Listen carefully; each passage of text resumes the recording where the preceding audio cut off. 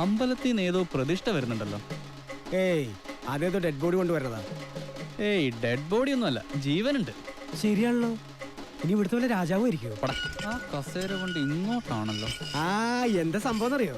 പെട്രോളിന് വില കൂടിയതുകൊണ്ട് പുള്ളി തന്നെ കണ്ടുപിടിച്ച പുതിയ വണ്ടിയാ കസേര വണ്ടി.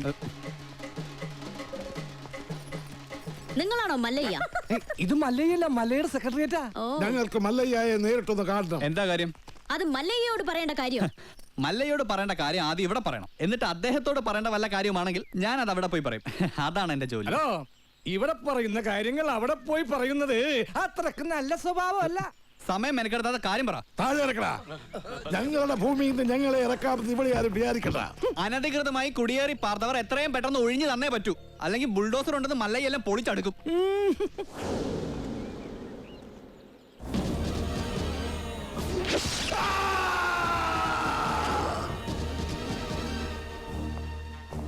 കാട്ടാപ്പള്ളിയെ തോൽപ്പിച്ച് തോട്ടവും ബംഗ്ലാവും വാങ്ങിയപ്പോ ഒരു രക്ഷകനെത്തിയെന്ന നാട്ടുകാർ വിചാരിച്ചേ. ഇങ്ങനെ ദ്രോഹിക്കാനാണെങ്കിൽ കാട്ടാപ്പള്ളി നിങ്ങളും തമ്മില് എന്താ വ്യത്യാസം? അങ്ങനെ ഭീഷണിപ്പെടുത്തി ആരും ഞങ്ങളെ ഒഴിപ്പിക്കാന്ന് വിചാരിക്കേ വേണ്ട.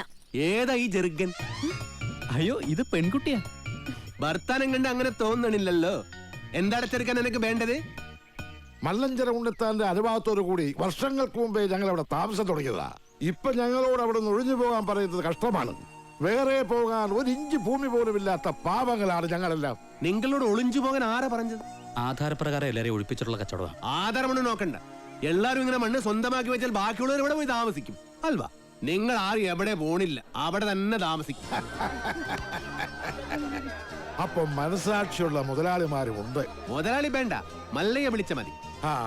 സന്തോഷമായി മല്ലയ്യ, സന്തോഷമായി. ഞാൻ ഇടപെട്ടിട്ട് ഒരു വലിയ പ്രശ്നം തീർന്നല്ലോ. പിന്നെ മടക്കി കുത്ത് അഴിച്ചിടാത്തത് ബഹുമാനക്കുറവുകൊണ്ടല്ല, മുണ്ടിന്റെ മൂട് കീറിയിരിക്കയാ. നിങ്ങൾ വലിയവനാണ്.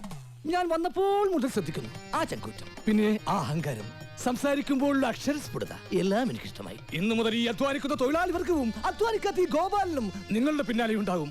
നിങ്ങൾ മല്ലയല്ല, മുത്താണ്, മുത്തയ്യ. വിളിക്കണ മല്ലയാക്കി ജയ്, മല്ലയാക്കി. മുത്തേ മുത്തേ കന്നഡ മുത്തേ, കന്നഡ വെച്ചൊരു കന്നഡ മുത്തേ,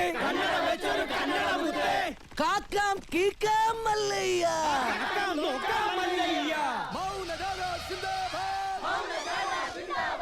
വെള്ളരി പ്രാവേ മല്ലയ്യ.